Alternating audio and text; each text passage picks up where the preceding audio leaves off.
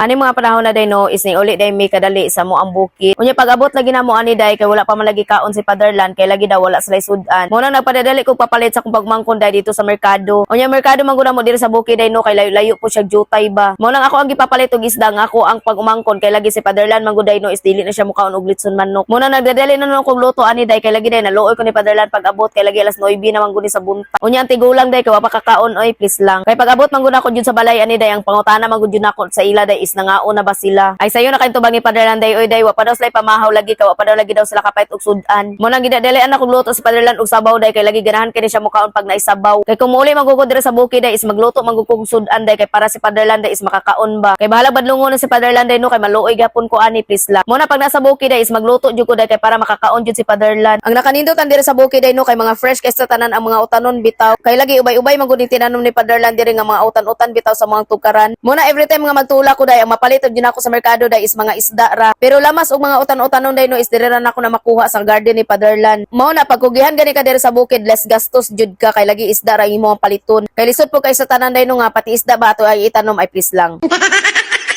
Og maura day to no bay mo oy.